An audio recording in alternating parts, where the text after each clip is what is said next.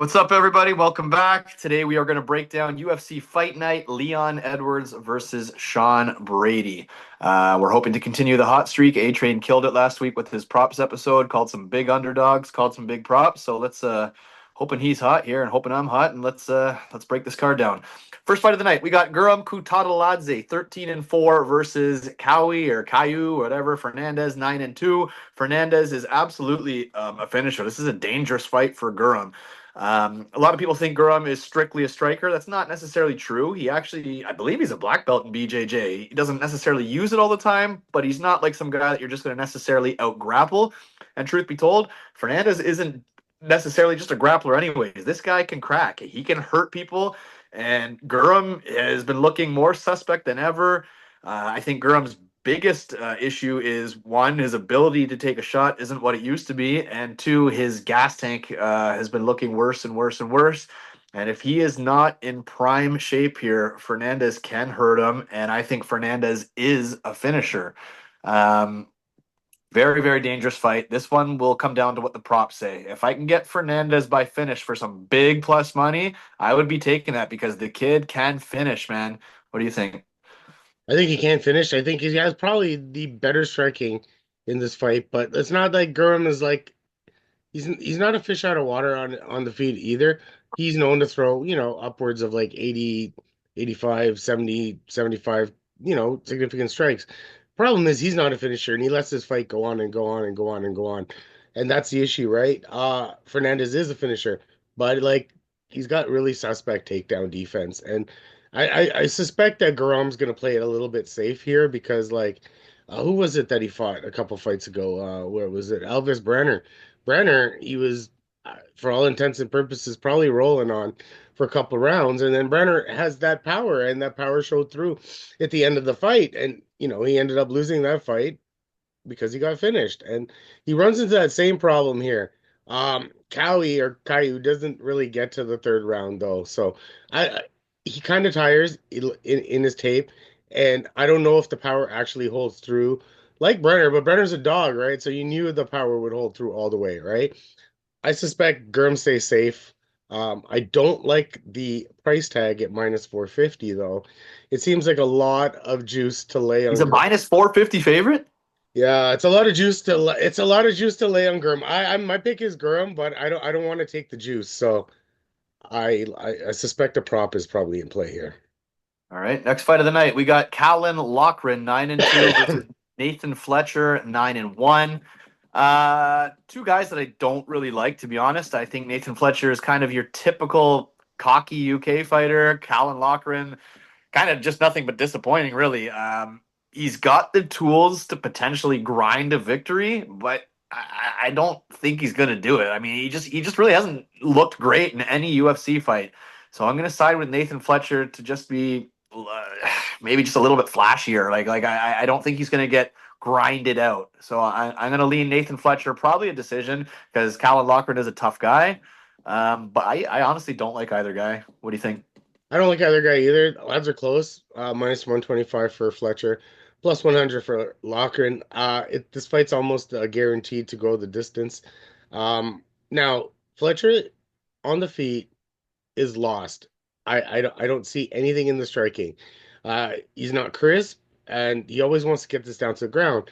Now, if Loughran did anything good in his three UFC fights, is they stayed off the ground unless he wanted to put the guy on the ground. His takedown defense is at 100%. He hasn't been taken down himself, but he's also used the takedown. So this is actually a rematch. They fought before. Fletcher beat him barely. It was close. They both gotten a little bit better.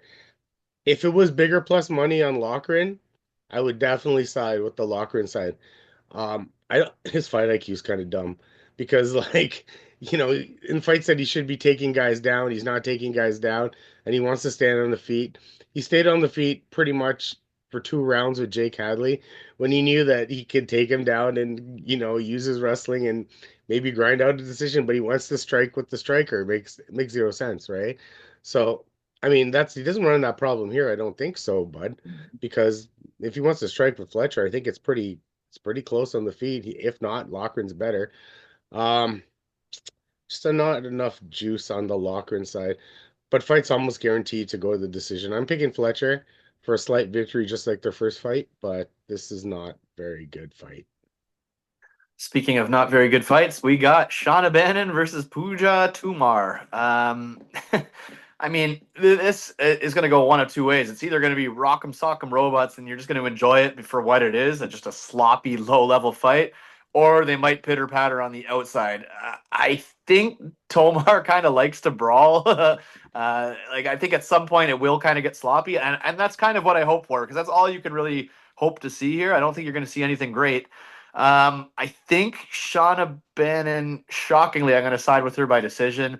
I think, I mean, I shouldn't say she'll be the one coming forward because Puja does go forward too, but I think maybe, I don't even know if it's the volume, but I think maybe the durability. I think maybe she'll be a little bit more durable than Tomar. But I mean, I don't know. It's just such a crapshoot, such a low level fight.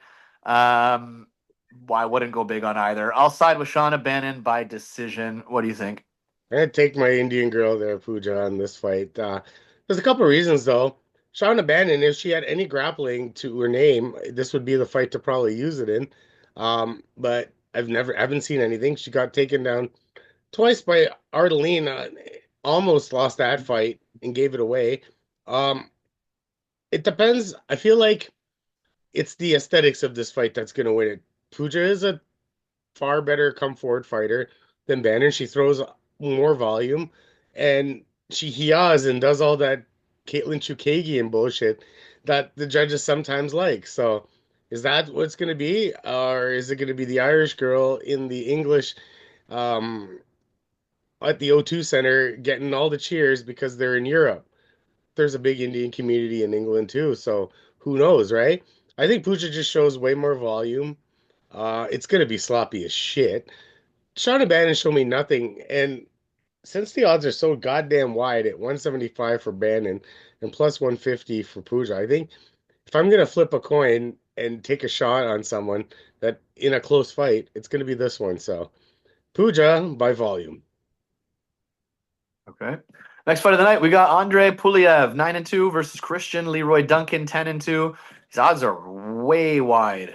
Don't get me wrong. I absolutely think CLD gets this done. I think he's going to be fine everywhere. He's been in there with the way better fighters. He should be literally fine every single where this fight goes. I just don't love the massive. I mean, last I looked, it was like minus 500. I don't know what he's sitting at right now. Same thing. Yeah, so I mean, I don't think I'm going to be playing it, but I think he's fine absolutely everywhere the fight goes. He should be able to beat him up on the feet, and he should be fine to any grappling exchanges. He'll be fine. He's just been in there with way more experienced fighters. He'll be fine. What do you think? I think Puliev's a fine fighter. I just think that CLD's got better striking. I think he's got the power advantage in this. Now the only issue is CLD and his little takedown defense doesn't always hold out for him as well. I don't think he throws enough volume for me, but he does finish a lot of fights. So there's a downfall to volume and finishing strikes and all that kind of stuff. So you got to take it for what it is. I just think he's the more crisper guy. I think he's the more volume guy. Unless he gets taken down by Pulyaev, and Pulyev's got volume though, so that's the problem here. If his volume outweighs CLD's power, what happens? But like you said, the experience factors on CLD's side. I think the power factors on CLD's side. I think he's the far faster guy. I think he's more crisp. Um, I think he wins, but minus 550 is holding me back from laying a bet on him. So maybe a prop, but I take CLD. Especially when we've seen him do this weird, like turning your back, being elusive shit, and low, like you said, low volume. I mean, I just at those odds, I can't play him at those odds. I think he wins, but. Yeah, me too. Exactly. Next fight of the night, heavyweight division. We got Marcin Tybura 26-9 versus Mick Parkin 10-0. I think the way most people are going to break down this fight is if Tybura can get him down, he can probably potentially out-grapple him, submit him, beat him on the ground. If he can't, Mick Parkin's probably going to jab his face off to death. The one thing that is for sure in this fight is that Mick, or like looking at these two fighters, sorry, for me, Mick Parkin is always consistently the same fighter, and Tybura is always inconsistent. So, I mean, I don't know. Mick Parkin, I'm waiting for him to be entertaining. I'm waiting for him to have his big moment where you're like, finally, he looked great. It doesn't happen. but it's just so effective. He always fights the same way. He always pops that jab in your face, manages to just slightly outpoint you, slightly outvolume you, whatever, be slightly more effective. And he, for the most part, I believe he's managed to keep his back off the mat. From I can't recall him being out grappled at all. I mean, maybe you can refreshing me here, but I don't recall him really being out grappled. So I believe he will be able to keep the fight standing, and he will be able to beat a very old Marcin Tybura. Obviously, like I said, if Tybura can get him down, that's the game changer. But I expect Mick Parkin to do what Mick Parkin does and win probably a fairly boring fight by being the better striker. What do you think? Nah, Mick Parkin's not been taken down since the Dana White Contender Series fight, and he gave up two there. He got two of his own, and he still tapped the guy. So he's obviously no fish out of water on his back, or on the ground. Sorry, I didn't mean on his back. But he can always obviously get up as well, right? So I don't know. I mean, Tybura's thing is not he's not taking guys down multiple times in fights, right? He's taking Tai Tuivasa down one time and subbing him. He's getting Joe Nutta Denise and he's doing it one time, right? This is not a multiple time to take down. The reason for that is because Tybura himself doesn't have the gas tank of a lion either, right? So I think Mick Parkin by far has the better gas tank in this fight because Tybura as this fight progresses, as I see it the way it's going to be, this is going to be Mick Parkin shrugging off or Mick Parkin getting up. It's going to get in past the 1.5 round mark. And then Mick just shows this durability and just, ends up finishing the fight, as in like finish not he might not finish Tybura, but I think he can, to be honest with you. Um, I like what you said. It's gonna jab off his face. It's gonna be a slow pace fight. Once Mick can get up or keep safe on the ground, he's not gonna. I can't see him getting tapped. Tybura's winning these fights by tap, right? The ones he's winning, it's like tie by tap. KO on the ground because Denise is a fucking guy that can't get up. That kind of stuff. I can't see it happening. I can't see it. Sorry, I don't mean to cut you up. Do you hear that in the background? No. Okay, I swear to God, like I'm in my basement, obviously, Yeah. right now. I swear it sounds like my washing machine's about to fly through the wall. Like it is so loud. I'm like, what the fuck's going on in there? It feels like it's gonna blast through the wall and smoke me. Jesus. I'm gonna get up in a second and turn that off. But okay, next fight of the night. Sorry, Loner Kavanagh 8-0 versus Felipe dos Santos 8-2. Um, everybody's on Kavanagh. Dos Santos does bring something different. I mean, he's been in there with the more experienced fighters. He's been in the big stage. He is kind of that shootbox style. He's going to give Kavanagh a pressure he's never seen before. Unfortunately, Dos Santos is very hittable, though. So I am going to guess that Kavanagh does carry over his winning ways here and does get it done. But I like you. I don't like betting debuts, or I've never seen him face someone of this caliber. But I do still edge him, thinking Dos Santos is just a little bit too hittable for me. But be scary to bet it. What do you think? I think Dos Santos is very hittable in the sense that Manal Cap hit him like 100 times, but Lima in his last fight, that was the thing, right? So Lima had to kind of resort to takedowns to win that fight, and I don't know, man. Kavanagh doesn't have that in him. Now, what Kavanagh has is crisp striking. He's probably got the speed advantage, but not by much, because like Felipe dos Santos himself, like he's not a slow guy. Kavanagh, though, there's two fights he's had in the UFC. There was one in that one to the Chinese the Jan Figueiredo, and he won that against Jose Ochoa, and he barely outstruck him like 51-50. And he knocked the guy out in his Dana White Contender Series fight, so the volume wasn't there. But like 51 strikes in 3 rounds, he's got to pump that up for Felipe dos Santos, right?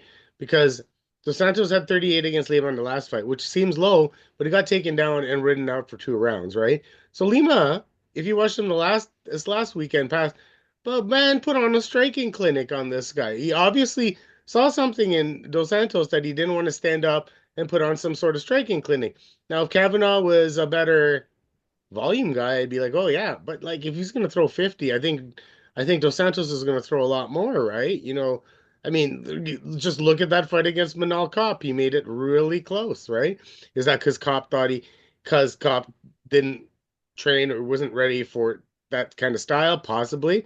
He still threw 99 strikes on Cop. You know what I mean? And that in itself was a great fight for him. Um, he hasn't looked amazing, but these odds are super wide.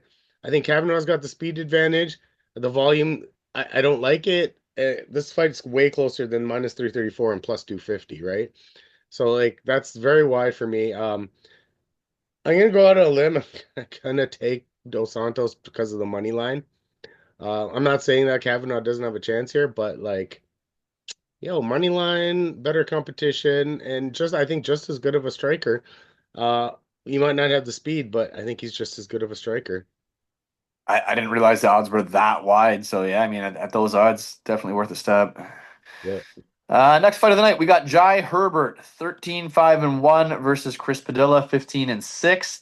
I think everybody likes Jai Herbert. I mean, for the most part, I guess I do too. He's a striker. I mean, everybody likes a striker. And obviously he's got power. We've seen it on display many times. But he's not very consistent. And Chris Padilla somehow, some way has found himself on a winning streak here. Um, I mean, a Jai Herbert knockout, it's possible, but it just seems like he's not really getting those these days. And a Chris Padilla submission seems like it's quite possible, believe it or not. I got to look a little bit deeper into this Chris Padilla. Obviously, I see his wins, I see his submissions. I know that he won a bet for you last time you picked him, and he came through.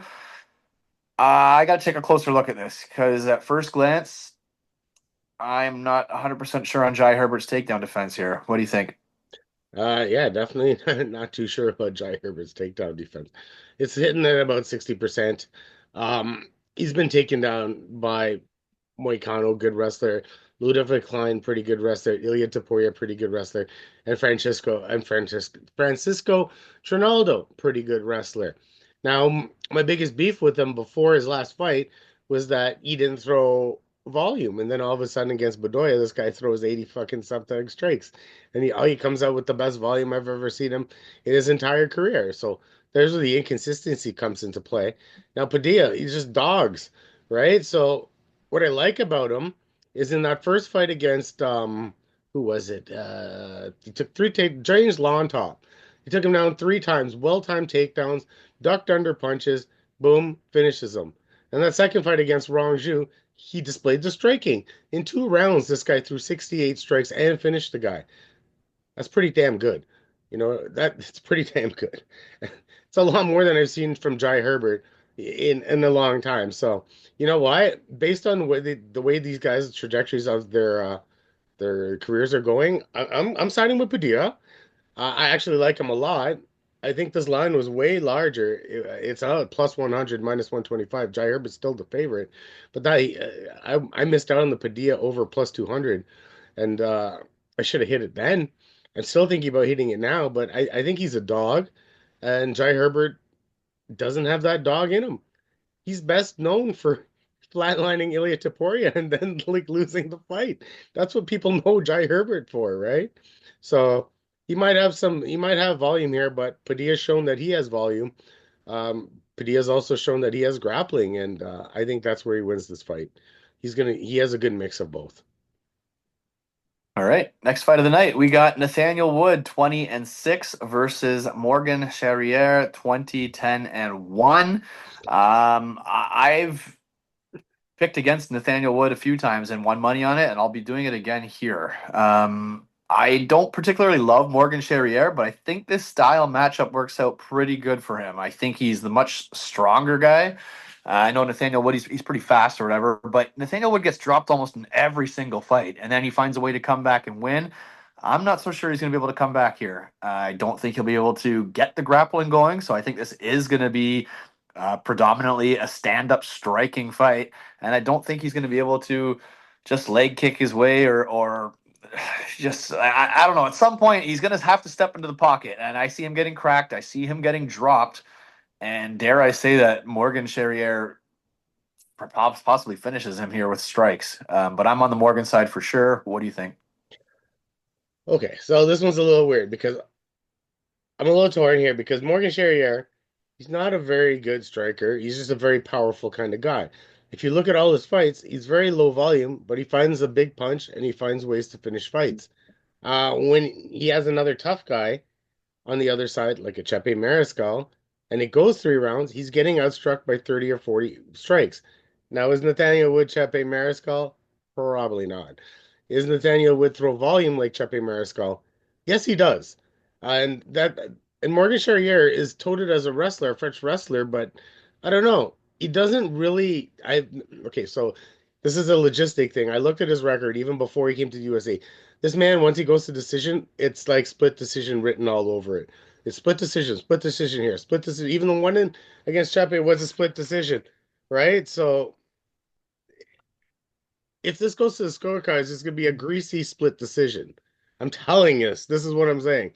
I think this is going to go to the scorecards. If he doesn't finish Natalia Woods and this gets to the scorecards, it's going to be a greasy split decision in England for Nathaniel Wood.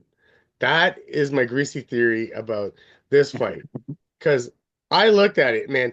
He doesn't win unanimous decisions. He leaves it in the air for these judges, and this is before he got to the UFC. So unless he finishes Wood, he's going to lose a decision. So if you're going to take Morgan Cherriere, take him by knockout or submission, whatever. Just don't take him by knockout, but take him by finish. But I'm on the Nathaniel. I say Nathaniel Wood wins a greasy decision in England. Oh, all right. Next fight of the night. This should be a very fun one. We got Jordan Vucenic 13-3 versus Chris Duncan 12-2. I think these fighters are actually somewhat similar fighting styles. I think. I mean, they both like to crack. They both bring it. They both come forward. I think the big difference here is I think Chris Duncan. I mean, some people will argue and say he is durable because he gets rocked and then he manages to hang on. But the difference is he gets rocked. Like, how many times can you get rocked and survive? So I'm going to have to pick Jordan. I know he lost his last fight in his debut, but he looked pretty good doing it. It was super short notice. But I think this is a great fight. I think this is a very good fight. I could see it being competitive. I could see it being close. This is definitely a buyer beware. I don't think anybody should be super confident on either guy. I think it's going to be a fun stand-up fight where both guys are going to come. Chris Duncan is a tough guy. Like, he will come to fight. He will come forward. He will throw down with them. I gotta pick Jordan based off durability, but buyer beware. And I think this is just going to be a very, very fun stand-up fight. What do you think? My problem with Jordan is like he went to a unanimous decision against Gorham in a very close fight, a fight where he knocked him down in the first round, and he only hit 34 significant strikes in a fucking 3 round match. That's problematic if you ask me. The power's there. He does come forward, all that good stuff.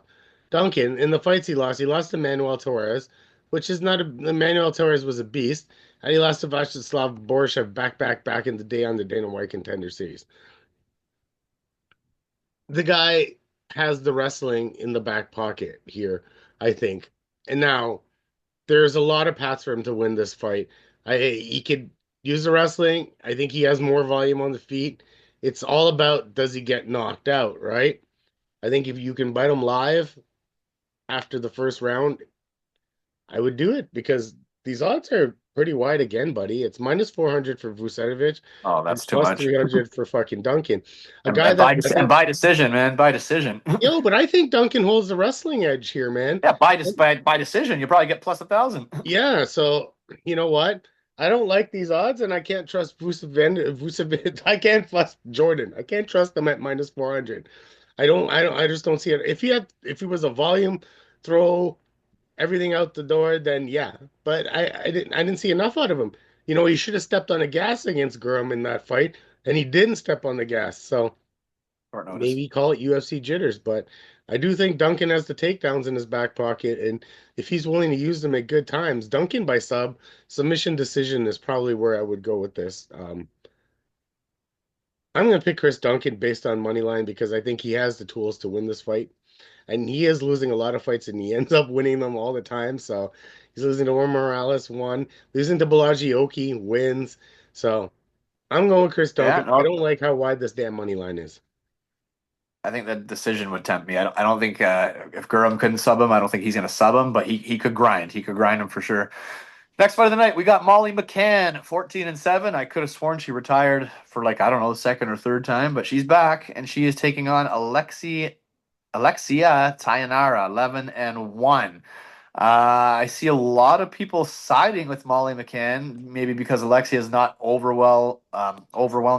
not over experienced. Sorry, we haven't seen her on the big stage so much, but you know what? She can fucking finish. She can crack.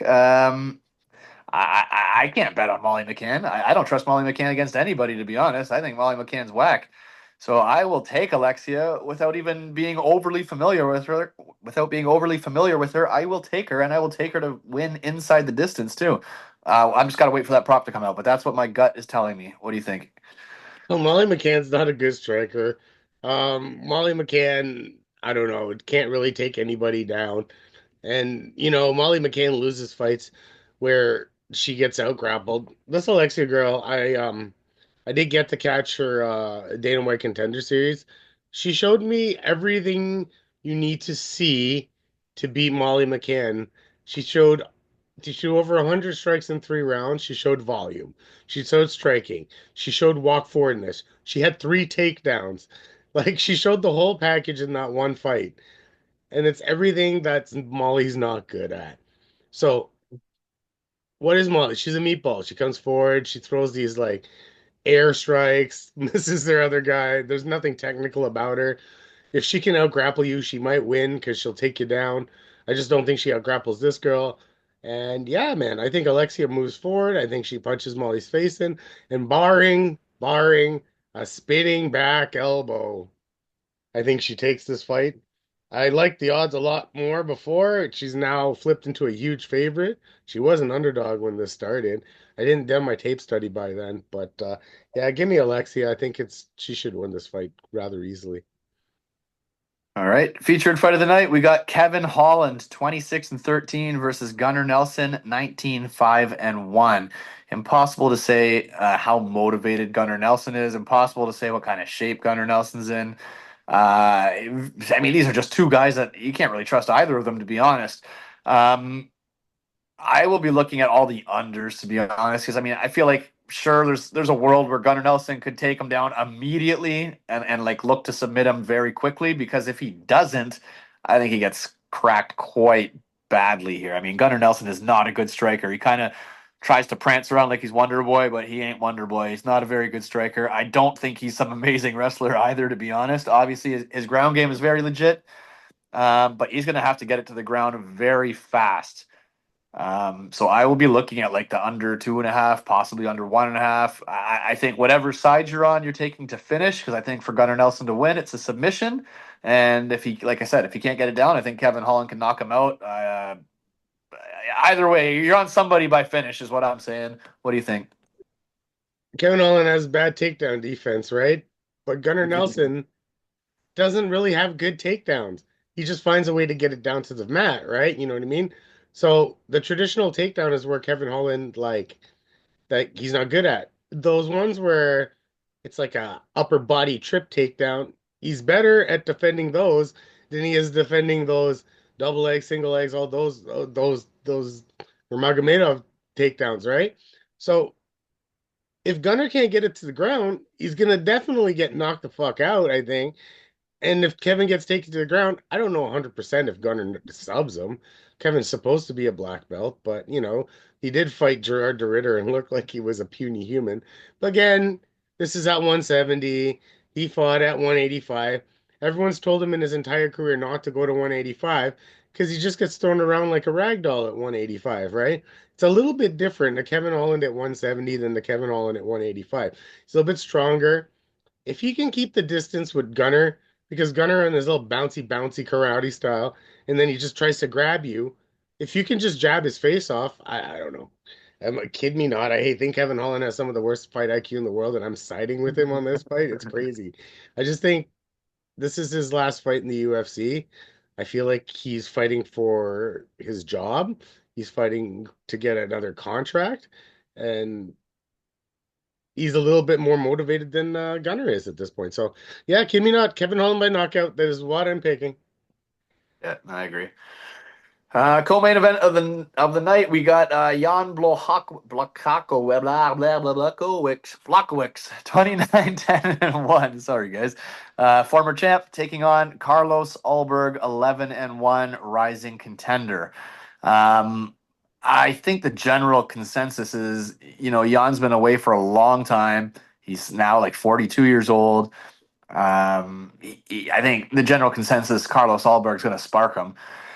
Jan also can be inconsistent. I mean, it's just like losing. Like, who the hell would have thought he was going to lose to Glover Teixeira when he had some great performances before that? So very inconsistent. Gone away for too long. Is he going to be able to take Carlos down and quickly, or is he going to have to fight a stand-up fight? And then if he fights the stand-up fight, is Carlos Ulberg as good as we think? Because you know what, even he has been kind of inconsistent. Sometimes you think this guy's the next killer, and then he kind of gasses and he doesn't necessarily follow up as big as you would hope. So it's a good fight.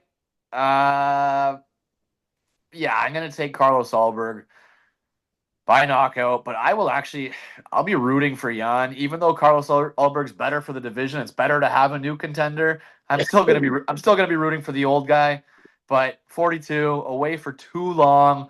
I'm gonna say that Carlos Ulberg is just, he's a big guy. He's tall. He'll be able to use that range. He shouldn't get taken down, and he should be the quicker striker. So I'll go with Carlos Ulberg. Hearts with Jan Blachowicz. What do you think? Hearts with Jan, but I think Carlos wins this fight. I think everything is going in his favor. He's younger, he's faster. He supports an 89% takedown defense. I kid you not, there's not a lot of guys that have taken down Carlos Ulberg in the UFC. If there was anybody, that was the Dong Moon Jung took him down, but he could pop back up. And Carlos Ulberg's been the guy that's taken anyone else down. Um, you would say that, oh yeah, his gas tank. It looked actually pretty good against Volkan Ozdemir in his last fight. The only fight he's ever lost was that fight against Kennedy and Njoku. And let's be honest, he threw 146 strikes before the third round, and then sort of flat out gassed out, and Kennedy took over and beat him. Right, so he's been able. So never since that fight he's ever thrown that sort of volume. He's been more patient. He's picked his shots a little bit better, but he's also not shown the propensity to gas out as much. But he's also finished a lot more people, right? So let's put it that way. I think their trajectories are a little bit different. I think he's a crisper striker, but Polish power is Polish power. He can hit him, and he can win that fight for sure. I just think Blachowicz is past his prime. He's fighting on his name now, and I don't think he gets this fight to the ground. But if he gets this fight to the ground, it's a whole new ball game. Um, Ulberg. I don't know if he knocks him out though. I think Ulberg by unanimous decision is what I pick. All right, main event of the evening. We got Leon Edwards 22-4 taking on Sean Brady 17-1. Classic striker versus grappler. I hate sounding like a hater. I just don't really like either of these guys. But Leon Edwards has won me a lot of money. I picked him in both Usman fights, even though you could argue the second one was very close. First one, obviously, he was losing. Sean Brady can't stand his fight style, cannot stand it whatsoever. And Leon Edwards is so frustrating because he's so low volume. Even when he was winning fights, like he is not an overly exciting fighter. Uh, I don't know, man. I feel like I gotta pick Sean Brady, unfortunately, by decision because I don't think he submits Leon Edwards. I don't. He's certainly not going to knock Leon Edwards out. But it is 5 rounds, so he's going to have to grind for five. And Leon Edwards, at his best, is pretty good with the takedown defense, and he is obviously a way better striker. Um, Man, I really hope this is not a 5 round grind fest decision. That is just the most boring fight we've ever seen. Like that would just be awful. But I find myself leaning towards the Sean Brady decision via grapple fuck. I really hope Leon Edwards knocks this guy out. I just don't love his volume. Don't trust him. Yeah, I don't know. I'm leaning Sean Brady by a boring, grinding fight. What do you think? So, what's the path to beating Sean Brady? The path to beating Sean Brady is to come forward, put up volume, and get him backed into a corner and just keep putting up volume. Bilal Muhammad. Stay off the ground. Bilal Muhammad. That's how Sean Brady was beaten his one and only time in the UFC. Leon gets beat when he gets out grappled. Is Sean Brady gonna out grapple him? We'll find out because that's all he's gonna fucking try to do. So I'm leaning with Sean Brady because aside from Bilal, he's been able to get every single person down in the UFC multiple times. What is going to stop me from this? I mean, Leon is an adequate grappler. Leon has adequate takedown defense, but it's not amazingly great. Because Usman was around to, Usman took him down and he was a good wrestler. And Bilal took him down and he's a good wrestler. And Bilal really couldn't take down Sean Brady in that fight. He didn't need to. He didn't need to. But like, yeah, so all the good wrestlers that have went up against Leon, he's not be able to stop, aside from Colby, who turned out to be a fraud anyway, because he didn't want to wrestle anymore. Or yeah, whatever. I'm not talking about Colby Covington. But yeah, I think Brady, I think he takes him down 4, 5, 6 times this fight. Just holds him on the ground. His control is very good on the ground. He surprised me with the 5 takedowns against Kelvin Gastelum, to be honest with you, because I didn't think he was going to be able to Gilbert Burns. Yes, I thought he would be able to ragdoll Gilbert Burns. Kevin Gastelum, no, I didn't think he was going to be able to ragdoll Kevin Gastelum, who's supposedly a pretty good wrestler up until that point, and hasn't been ever really ragdolled. He's getting taken down and been subbed, but not ragdolled the way that Sean Brady ragdolled him in that fight. I've seen Leon get ragdolled by Kamaru, who actually I look at the wrestling now, it wasn't amazing. But yeah, I think this is my famous Sean Brady by decision. My decision prop fight goes the distance. Yeah, Leon's live, but I wish he threw more volume, just like you said. All right, there you have it. That's our initial first thought, first picks. We'll be back, I think, Thursday night after the props are out, and we'll give you our best bets. So look out for that one, and we'll talk to you soon. Have a good one.